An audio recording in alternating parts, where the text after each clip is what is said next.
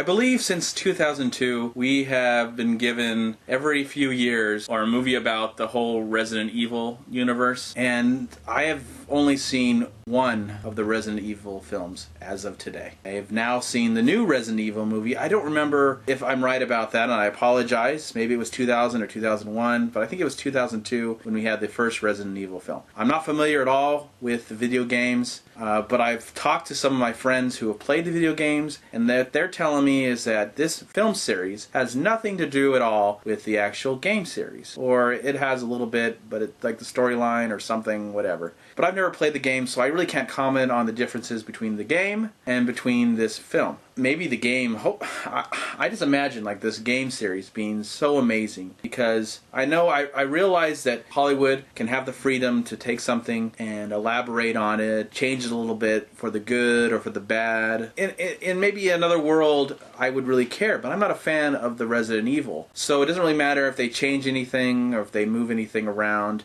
All I want is an amazing experience in the movie. I want something worth the crazy amount of dollars a film like this costs, or a film like this costs to go see. It's just, I want something that amazes me and excites me and makes me remind myself that, hey, these are why movies are made. To take us away from our reality just for a couple hours and bring us into this whole new world. Now, I wasn't impressed at all with the original. I like the actress just a little bit because Mila Jovovich,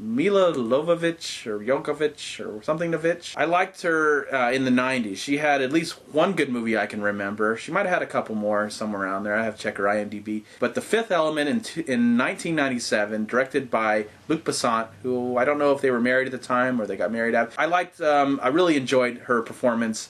And it's so memorable, and the great lines she had, all the weird dialogue and language that she was speaking in The Fifth Element. But rarely do we ever really get to see her anything now if it's not a Resident Evil film, which the original was directed by her husband. Now it's her husband. I don't know if it was then. Paul W.S. Anderson. I'm not a fan of Paul W.S. Anderson. I don't know him. I don't know him personally, so I don't know how he is. Maybe he's like the nicest guy in person. But as a filmmaker, to me, he's only directed one film, and it's not a great film, but it's sure freaking entertaining. But maybe because I saw it in 1995. I hope my movie love hasn't changed, but I really liked Mortal Kombat. I don't know if that was his first movie, but I enjoyed Mortal Kombat. I didn't know who this Paul Anderson guy was, but everything he's done ever since that I've seen has just made me not really like this guy as a filmmaker at all. I wish sometimes he would just do something else. It wasn't until 2004's Alien vs. Predator, which I was really excited about seeing, I was like, oh, Paul W.S. Anderson is making it. Oh no. And that movie just broke my heart. I really did not like that movie at all. I felt that it took something that I really, really enjoyed and kind of just pooped all over it. It could have been great. Oh my gosh, what a great idea to take these two iconic characters. But the thing about it is, Paul W.S. Anderson, I don't think understands the human spirit. He never really gives us any films, even Mortal Kombat, where there's a character that feels like there's something, there's something alive there, something to get passionate about, something to care about. There is just nothing. In this new film, yes, it took a while for me to get to that, this new film, Resident Evil 5, I think, Retribution. Now, this movie does not make me want to go back and watch the other films, but it does give you a nice little recap in the beginning. I felt like, okay, well, it's giving me this nice little interesting, here's up to the point. Here we go, we're going to give you this, and this will bring it up to what we're supposed to be talking about now. And I was like, okay, this is interesting. Okay, well, it's good. Maybe I didn't have to see those last 3 movies, and now I can get into this and have a fun time. Sadly, no. This movie has, it's nice to say, hey, just turn off your brain. If you turn your brain off, and your heart, and your soul, and your love of action movies, and your love of characters, this movie will still suck. There's some good production design and some special effects, and all I could help with think about, okay, at least this movie employed a bunch of people and gave them, maybe to put some food on the table. That's all I could really think about it, because it was like, okay, there's this really cool character. I don't know if he's been in other films, and he's like this big creature, this big monster that seems like it has its brain on the outside. So I couldn't help but go, that's pretty cool. I can kind of get into that. So there was a lot of that going on, but the dialogue is very bland. The characters are so underdeveloped. Even Alice, played by Mila, is so boring. I mean, most of the dialogue is like, we gotta go over here. I'm trying to do my best Clint Eastwood impression, but I seem that I can't because I'm a horrible impressionist. Wait, there's something coming. You're very bad, but if I help you, you can be good.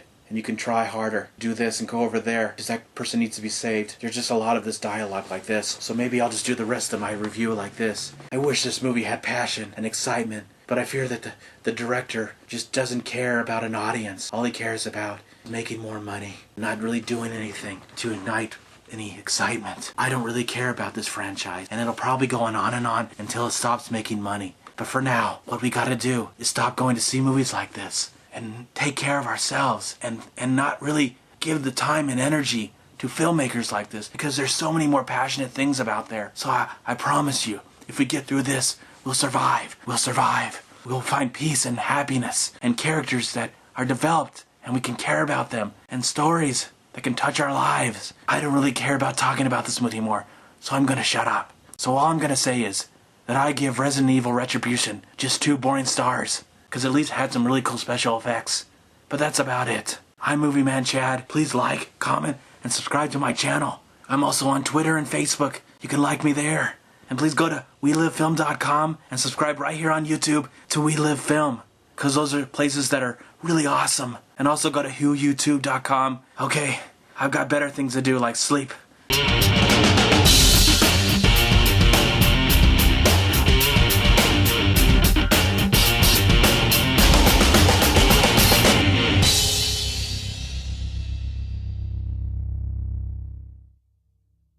Please, Paul W.S. Anderson, stop making movies. Or at least get a screenwriter to help you. That's all I ask. Godspeed. Godspeed.